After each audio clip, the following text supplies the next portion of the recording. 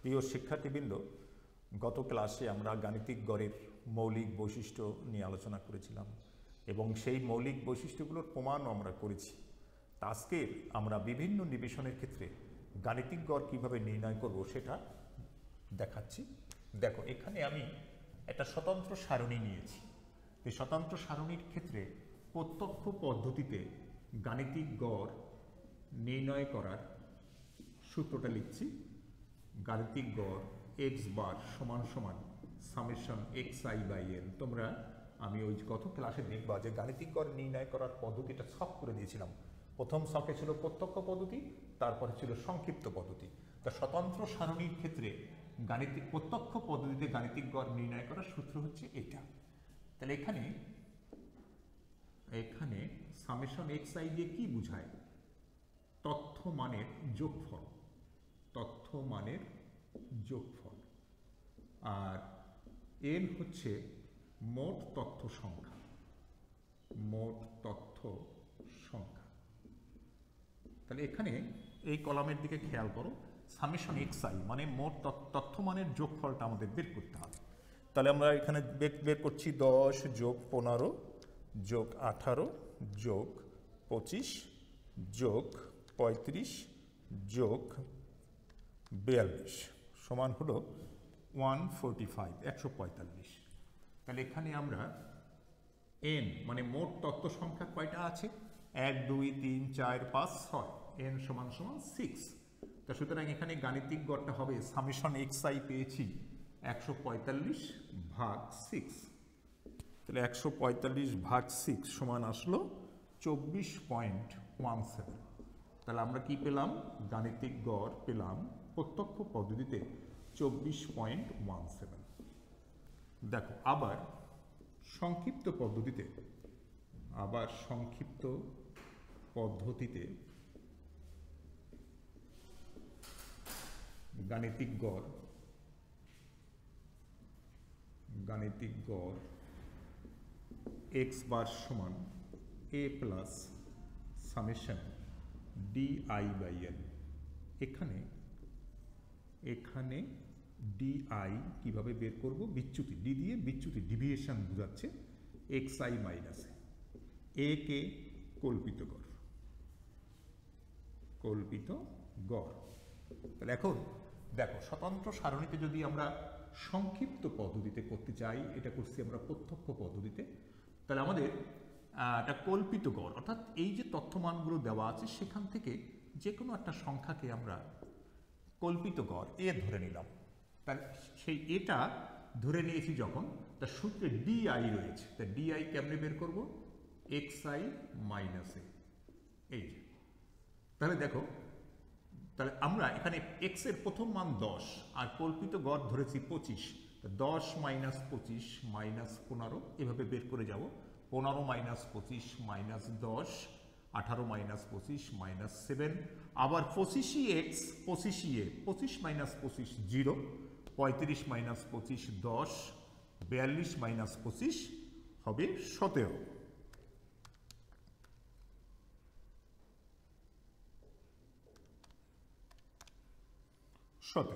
এটা পেলাম 17। সূত্রে কি বলে? এটা এই কলামটার যোগফল করতে হবে। তাহলে সামেশন ডিআই আমরা এখানে পেয়ে যাব। তাহলে দেখো, মাইনাসগুলো যদি যোগ করি, এখানে আসে 25 আর 7 32, মাইনাস 32 আর প্লাস আসতেছে 27। দেখো, এই ডিফারেন্সটা কত? -5। এই যে এই ডিফারেন্সটা -5, এইটা কিন্তু এখানে বসবে। সামেশন ডিআই হচ্ছে -5। এখন তুমি সূত্রে মান বসিয়ে দাও। সুতরাং এক্স বার সমান সমান কল্পিত গড় ধরেছ 25 প্লাস সামেশন ডিআই হচ্ছে -5 আর এন হচ্ছে 6। এই তাহলে 25 মাইনাস মানে প্লাস মাইনাসে মাইনাস 5 ভাগ 6 সমান হচ্ছে 0.83। তাহলে আমাদের গাণিতিক গড়টা আসবে হচ্ছে 24.17। এটা হচ্ছে আমাদের। দেখো, সবাই লক্ষ্য করো, তা আমরা দুটো গাণিতিক গড় বের করেছি। একটা হলো প্রত্যক্ষ পদ্ধতিতে, একই নিবেশনের উপরে, আবার সংক্ষিপ্ত পদ্ধতি। দেখো, দুটোর রেজাল্ট কিন্তু সেম। একটা করলাম প্রত্যক্ষ আর একটা সংক্ষিপ্ত। তো প্রিয় শিক্ষার্থীবৃন্দ, তোমরা এখন আমরা যে গাণিতিক গড়টা নির্ণয় করব সেটা হচ্ছে বিচ্ছিন্ন গণসংখ্যা নিবেশনের ক্ষেত্রে। এখন বিচ্ছিন্ন গণসংখ্যা নিবেশনের ক্ষেত্রে আমরা গাণিতিক গড় নির্ণয় করব। তো বিচ্ছিন্ন গণসংখ্যা নিবেশনটা খেয়াল করো সবাই, আমরা কিভাবে করব। এখানে এই যে দেখো এক্স চলকের মান দেওয়া আছে, এর পাশাপাশি যদি আমরা গণসংখ্যাটাকে উল্লেখ করি, তখন হয়ে যাবে কিন্তু বিচ্ছিন্ন গণসংখ্যা নিবেশন। মনে করো এটা 5, এইটা 8, এটা 10, এটা 12, এটা 8, এটা 3 মনে করো। তার হয়ে গেল কি বিচ্ছিন্ন গণসংখ্যা নিবেশন হয়ে গেল। তাহলে আমরা সবাই দেখো সূত্রগুলো কিভাবে চেঞ্জ হয়। দেখো প্রত্যক্ষ পদ্ধতির ক্ষেত্রে যদি বিচ্ছিন্ন গণসংখ্যা নিবেশন হয় তাহলে কিন্তু গাণিতিক গড় নির্ণয় করার ক্ষেত্রে দেখো ওই এক্স চলকের প্রতিটি মানের সাথে আমার কিন্তু গণসংখ্যা গুণ করে তারপরে কলামটাকে যোগ করতে হবে। তারপরে দেখো গণসংখ্যা যখন ব্যবহার করেছি ছোট এন আর ব্যবহার করা যাবে না। এখানে দেখো সূত্রগুলো কিভাবে চেঞ্জ হয় সেটা যদি মাথায় রাখতে পারো, তোমার এই সূত্রগুলো মুখস্থ রাখতে হবে না, তুমি এমনিতেই তোমার মাথায় চলে আসবে। এই দেখো, তাহলে আমাদের প্রত্যক্ষ পদ্ধতিতে বের করতে চাই তাহলে একটা কলাম লাগবে। দেখো কলামটার নাম কি হবে, fi xi, অর্থাৎ এই দুইটা কলাম গুণ করতে হবে। 5 দশা 50, তারপরে 5 18 90, এটা হবে 180, 25 গুণ 12, 25 গুণ 12 সমান 300, এখানে 35 গুণ 8 সমান হচ্ছে 280, এটা হচ্ছে 42 গুণ 3 সমান হচ্ছে 126। এই কলামটার যোগফল হচ্ছে সামেশন fi xi। এইটা কারণ ওই সূত্রে fi xi এর সমষ্টি লাগবে, তো এই কলামটার আমাদের যোগফল লাগবে। প্লাস 280 প্লাস 300 যোগ 180, তারপর হচ্ছে 90, তারপর হচ্ছে 50, আমরা এখানে পেলাম 1026। দেখো আর কি লাগবে, বড় এন মানে হচ্ছে গণসংখ্যার কলামের যোগফল, তাহলে 13 23 23 12 35 43 আর 3 46 মনে করো, 8 3 11 2 13 13 8 21 আর 5 26 6 2 3 4 4, ঠিক আছে। তাহলে আমরা এখানে দেখো প্রত্যক্ষ পদ্ধতিতে গাণিতিক গড়টা পেয়ে গেলাম। তো সামেশন fi xi 1026 ভাগ হচ্ছে টোটাল গণসংখ্যা 46, তাহলে আমাদের অ্যান্সারটা আসলো 1026 ভাগ 46 সমান আসলো আমাদের 22.30।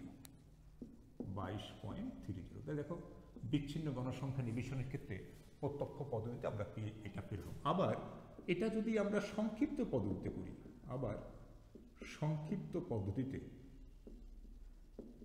সংক্ষিপ্ত পদ্ধতিতে গাণিতিক গড় x বার সমান সমান a plus summation fi di by n। দেখো এই পর্যন্ত হবে। তাহলে আমরা দেখো আমরা এই কলামটা মুছে ফেলি, কারণ আমরা প্রত্যক্ষ থেকে এখন সংক্ষিপ্তে যাচ্ছি। এই কলামটা মুছে ফেললাম। এখানে প্রথমে আমরা বের করব di, তো di এর সূত্র হচ্ছে xi মাইনাস a। তা আমরা যদি ওই কল্পিত ঘরকে যদি 25কে ধরি তাহলে আমাদের প্রথমে d বের করতে হবে, dটা বের করতে হবে। তো আগের মতোই দেখো 10 মাইনাস 25 মাইনাস 15, তারপর 25 minus 15 minus 25 minus 10, 18 minus 25 minus 7, এটা 0, 35 মাইনাস 25 10, 42 মাইনাস 25 হচ্ছে 17। আর সূত্রে কি লাগবে, ওই ডি এর সাথে এ গুণ করে সমষ্টি করতে হবে। তাহলে আমাদের আরেকটা কলাম লাগবে, সেটার নাম হচ্ছে fi di। তাহলে দেখো এফ আই ডিআই, তাহলে এই দুইটা কলাম গুণ করলে আমরা এইটা পাবো। এই তাহলে 5 15 75, 75, এটা -80 -70, এটা 0 হয়ে গেল, এইটা 80, 3 17 51। হ্যাঁ, এখানে পেয়ে যাব সামেশন এফ আই ডিআই, এটা পাবো। তাহলে আমাদের এখানে মাইনাসগুলো হচ্ছে মাইনাসের সমষ্টি 75 প্লাস 80, 75 প্লাস 80 যোগ 70 সমান মাইনাস পেলাম -225, আর এদিকে প্লাস মান আছে 80 প্লাস 51, 80 প্লাস 51 সমান 131। এটা প্লাস, এটা ডিফারেন্সটা দেখো, সমান 94 -94, তো এইটা পেলাম -94। তাহলে আমরা এখন সংক্ষিপ্ত পদ্ধতিতে বের করার জন্য আমরা মানগুলো বসিয়ে দিই। কল্পিত গড় ধরেছো তুমি 25 plus summation F I DI পেলাম -94, আর টোটাল গণসংখ্যা পেয়েছি 46। দেখো 25 মাইনাস 94 ভাগ হচ্ছে 46 সমান হলো 2.04। রেজাল্টটা কি দাঁড়ালো? সমান আসলো 22.96, 22.96। দেখো একটু সামান্য হেরফের এখানে রেজাল্টটা হয়েছে, লক্ষ্য করো। সংক্ষিপ্ত প্রত্যক্ষ পদ্ধতিতে হয়েছে 22.30, এটা হচ্ছে 22.96। তো যাই হোক, এরপরে আমরা যাচ্ছি অবিচ্ছিন্ন গণসংখ্যা নিবেশনের ক্ষেত্রে।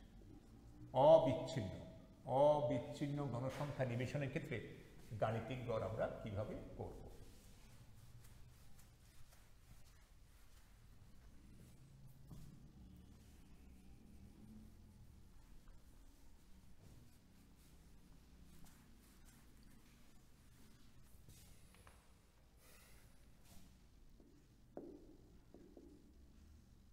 অবিচ্ছিন্ন গণসংখ্যা নিবেশনে শ্রেণী সীমা থাকে। ধরি 10 থেকে 20, 20 থেকে 30, 30 থেকে 40, 40 থেকে 50, 50 থেকে 60, এইভাবে থাকবে 60 থেকে 70। গণসংখ্যা আছে মনে করো 4, 5, 8, 12, 6, 3, এই। তাহলে আমরা দেখো এখানে কিন্তু সব জায়গায় কিন্তু আমরা ডি বের করতে এক্স ব্যবহার করেছি, এখানে প্রত্যক্ষ পদ্ধতিতে এক্স 80। তাহলে এখানে আমাদের অবিচ্ছিন্ন গণসংখ্যা নিবেশনে ডাইরেক্ট এক্স থাকে না, তাহলে এমভি মিড ভ্যালু মানে মধ্যবিন্দু বের করতে হয়। সেই মধ্যবিন্দুটাকে আমরা এক্স এর মান হিসাবে ধরি। তা দেখো নিম্ন সীমা যোগ ঊর্ধ্ব সীমা ভাগ 2, এই নিয়মে আমরা মধ্যবিন্দু বের করি। 10 যোগ 20 30, 2 দিয়ে ভাগ করলে 15, এইভাবে করবা। 20 যোগ 30 50, 2 দিয়ে ভাগ করলে 25। এখন লক্ষ্য করো এখানে 10 ব্যবধান ছিল, মধ্যবিন্দু দেখো 10 ব্যবধান। তুমি সময় বাঁচানোর জন্য 10 10 করে বাড়ালেই তুমি অনায়াসে মানগুলো পাবে। এই দেখো 55 65। তবে খেয়াল রাখতে হবে এই কমন ডিফারেন্স যেন থাকে। দেখো এখানে 10 10 করে কমন, অনেক সময় দেখা যায় অসম শ্রেণী ব্যক্তি থাকতে পারে, তখন কিন্তু সেটা তোমাদের খেয়াল রাখতে হবে। তাহলে আমরা কিন্তু এই মধ্যবিন্দুটা পেয়ে গেছি, এটাকে এক্স এর মান হিসাবে ধরবো। যদি প্রত্যক্ষ পদ্ধতিতে করি তাহলে দেখো অবিচ্ছিন্নের ক্ষেত্রে প্রত্যক্ষ পদ্ধতিতে এক্স এখানে বোঝাচ্ছে মধ্যবিন্দু, এগুলো একটু খেয়াল করতে হবে, মধ্যবিন্দু। তা আমরা ওখানে কি লাগবে সেই বিচ্ছিন্নের স্টাইলে আমরা এখানে এফ আই এক্স আই, এই এফ আই এক্স আই 4 15 60, 5 25 125, এখানে 125, তারপর 8 গুণ 35 আমরা পেয়েছি 280, তারপরে 12 গুণ 45 সমান পেলাম 540, এগুলো পাবো। 6 গুণ 55 সমান 330, তারপরে 3 গুণ 65 সমান 195। এখানে আমরা পাবো summation F I x I. তাহলে 195 যোগ 330 যোগ 540 যোগ 280 যোগ 125 যোগ 60 সমান হলো 1530। 1530।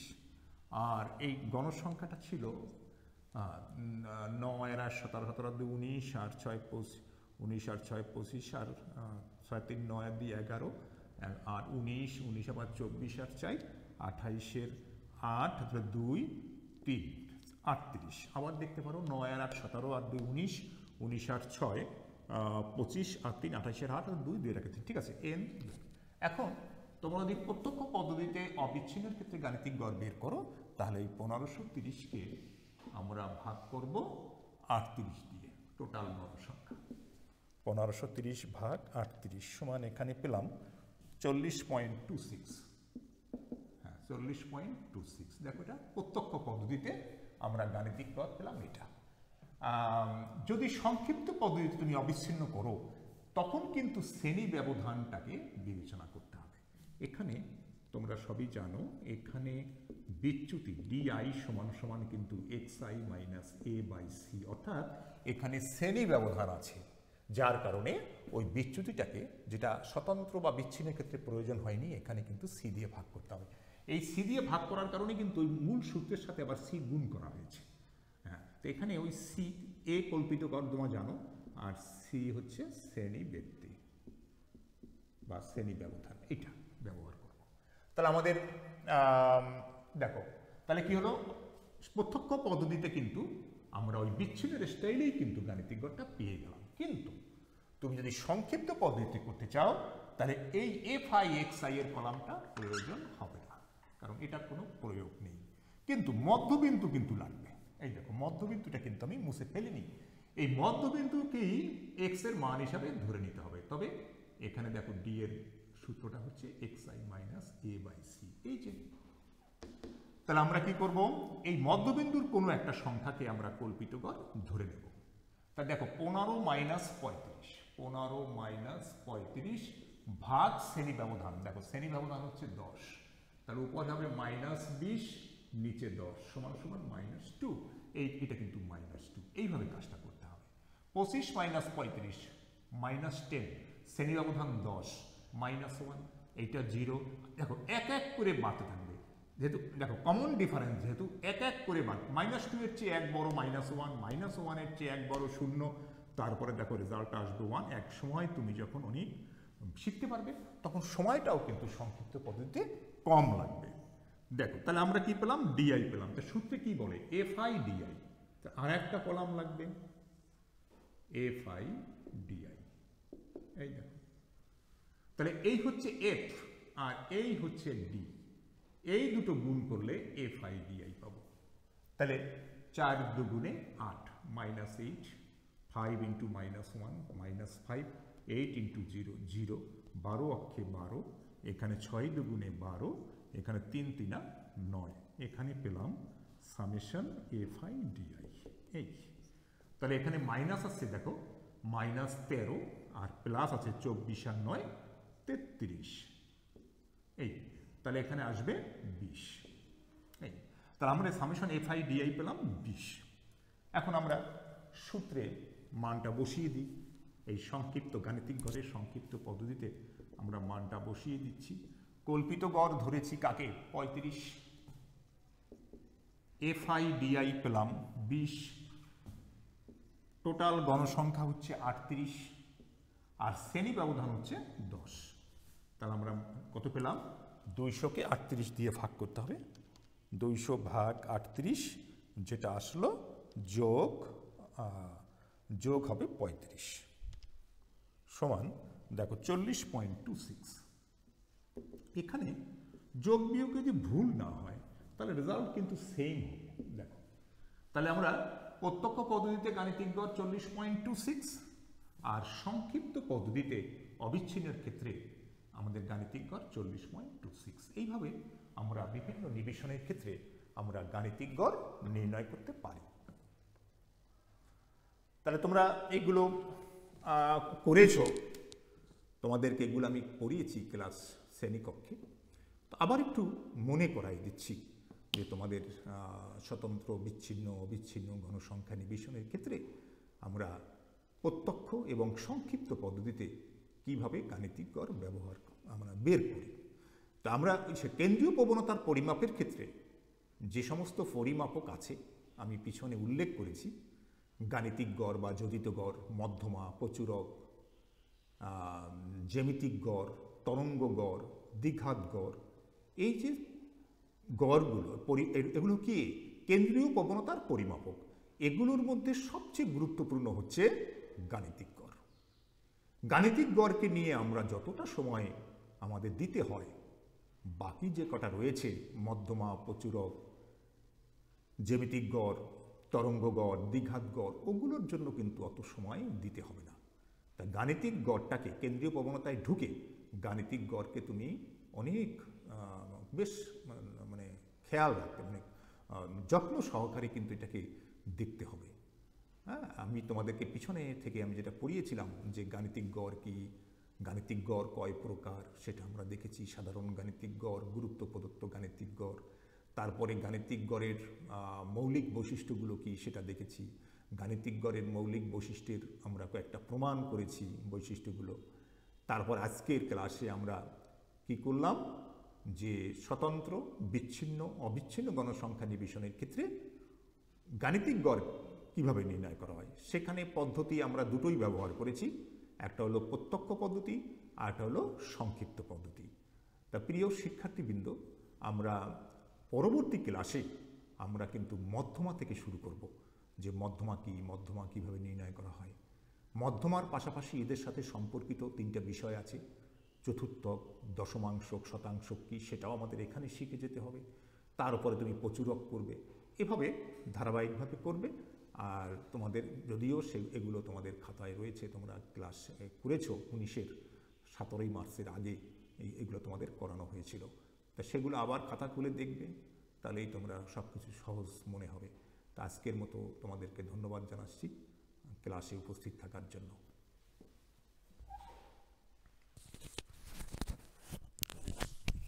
আজকের তেমন আর মুড